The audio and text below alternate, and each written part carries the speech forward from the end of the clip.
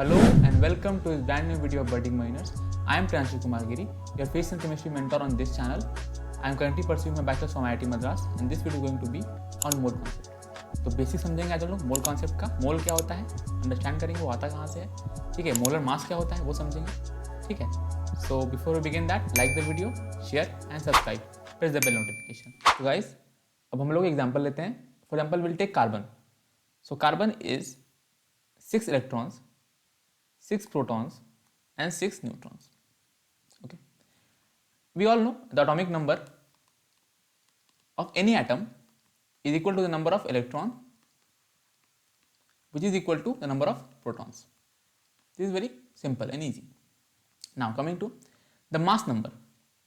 The mass number is equal to the summation of number of protons plus number of neutrons.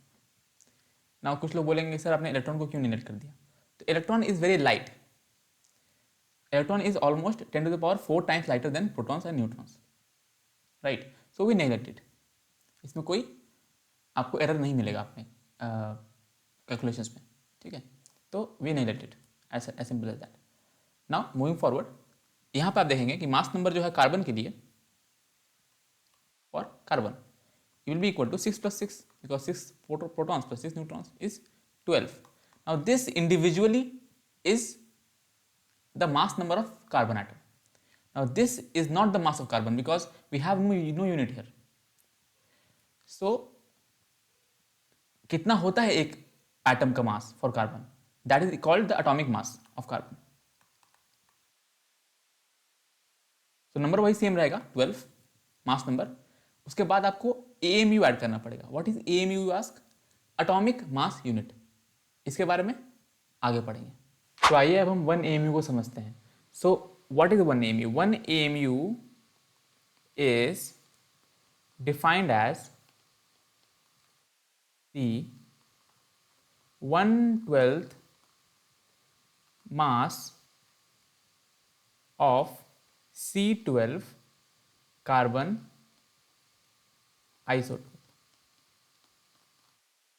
यानी कि हमने क्या किया कि एक यूनिट बनाना था हमको for measuring atomic masses, right. जैसे for normal weights we have kilogram, gram, तो उसी की तरह हम लोग बनाना था एटॉमिक मास यूनिट। तो हमने क्या बोला कि एक कार्बन आइटम को पहले मेजर करते हैं उसका मास, ठीक है, और उसका 12th पार्ट को बोल देते हैं कि ये 1 AMU है। अब इसके अकॉर्डिंग हम लोग बाकी एटम्स के लिए उसका एटॉमिक मास निकाल सकते हैं। जैसे आपको करना बस कुछ नहीं है, मास नंबर लीजिए, मतलब प्रोटॉन और न्यूट्रॉन को जोड़िए उसके लिए, उससे क्या होगा, मास नंबर मिल गया आपको। अब उसमें AMU लगा दीजिए, वो हो गया एक एटम का मास उस एलिमेंट के लिए। फॉर एग्जांपल हमारे पास अगर कार्बन है जैसे कि, तो उसमें 12 AMU is the mass of 1 atom of carbon. Similarly अगर सोडियम है Na, तो 23 AMU is the mass of 1 atom of sodium. अगर हमारे पास फॉर एग्जांपल अगर नाइट्रोजन है, that will B 14 AMU।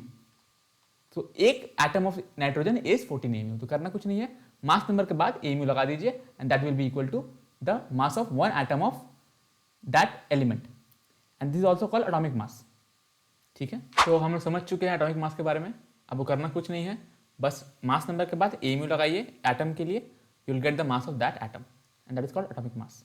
Now coming to molecular mass. तो molecular मास क्या होता है? मॉलिक्यूल का मास होता है। अब मॉलिक्यूल बनता किससे है? एटम से बनता है।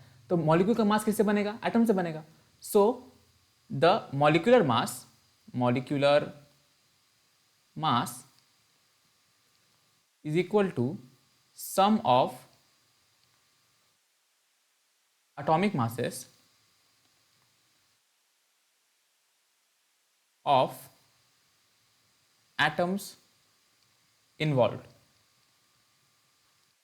यानी कि एग्जाम्पल के लिए, if we have CO2 for example, CO2 as a molecule, so its molecular mass will be equal to the individual sums of masses of carbon and 2 oxygens, so C plus 2O.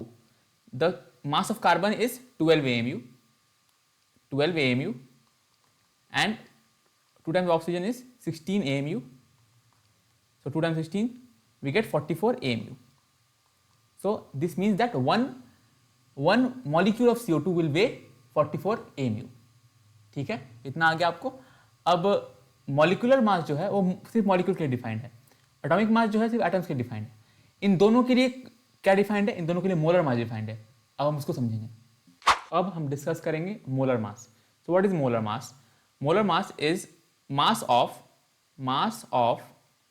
1 mole of any substance, and by substance I mean both atoms and molecules. ये दोनों के लिए defined होता है। Now what is 1 mole, you will ask? So 1 mole of any substance is equal to 6.022 into 10 to the power 23 particles of that substance, of that substance. Now what is particle, you will ask? Particle is atom when the substance is element. Suppose I say 1 mole of carbon, then it has, इसका मतलब क्या है कि उसमें कितने atoms है carbon के? 6.022 into 10 to the power 23 carbon के एटम्स हैं 1 मोल कार्बन में। अगर मैं बात करूं CO2 के, तो CO2 will have 1 mole of CO2 will have इतने ही पार्टिकल्स ऑफ, इतने ही molecules of CO2 molecules they will have this number, and this number is called Na, Avogadro's number. So they will have Na particles. So 1 mole of any element will have Na atoms, and 1 mole of any compound will have Na molecules. Suppose for example 1 mole of carbon will have 6.022 into 10 to the power 23 atoms. 1 mole of CO2 will have is equal to 6.022 into 10 to the power 23 CO2 molecules. Okay. Let's discuss this further. Now moving forward, 1 mole of CO2, as I said, has Na molecules of CO2. Okay, but individually it has 1 mole of C, 1 mole of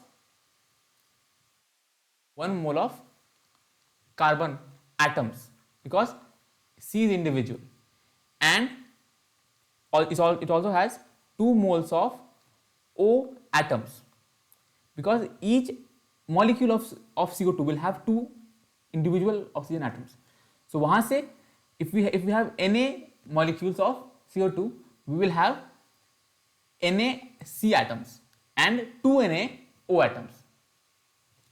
So it will be equal to Na atoms of C and 2 Na atoms of oxygen.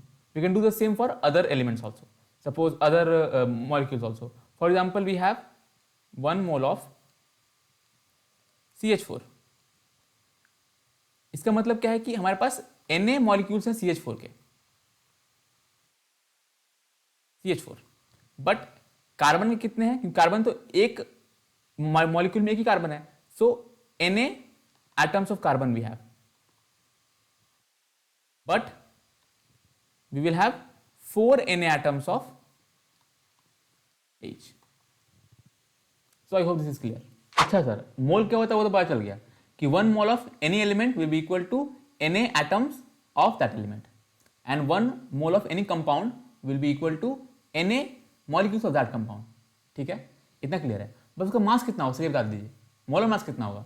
ठीक है, तो ये particles जो हैं Na particles, इनका जो मास होता है यही मोलर मास होता है। ठीक है, यही मोलर मास होता है। और ये कैसे होता है? उसमें करना कुछ नहीं, मान लो एक मॉलिक्यूल CO2 का मास मैंने बताया 44 mu होता है। ठीक है, तो 1 मोल CO2 का जो मास होगा, that is molar mass of CO2, करना कुछ नहीं है, नंबर 44 ऐसे लिखने दो और ग्राम लगा दो, that's it. So 44 gram CO2 is 1 mole CO2। Clear? ऐसे ही for individual atom, suppose one atom of of Na is equal to 23 AMU। इसका मास 23 AMU है। 1 मोल Na होगा हमारे पास, 1 mole of Na that will be equal to 23 grams. So आपको idea लग रहा होगा कि अगर आयरन का जो मॉलिक्यूलर जो एटॉमिक मास है वो 56 है, तो 56 gram iron will be 1 mole iron. अगर मैं बोलता आपको पहले 1 मोल आयरन बताओ कितना होगा, बहुत समझ सकते हैं कि सर आयरन तो किलो में बताएंगे कि कितना होगा, 1 किलो 2 किलो, वो आप समझ पाओगे, विजुअलाइज कर पाओगे, हाँ सर कि 1 किलो आयरन इतना बड़ा आयरन होगा, इतना बड़ा आयरन होगा।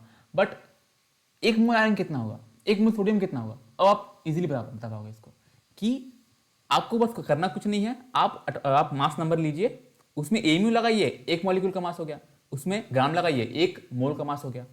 ठीक है, मोल क्या होता है, mole for element is equal to Na particles, Na atoms of that element, or for compounds it is the Na molecules of that compound. So guys, this is all about the basics of mole concept. I hope you liked the video. If you did, like the video, share with your friends, subscribe, press the bell notification, comment down below your thoughts, and see you in the next one.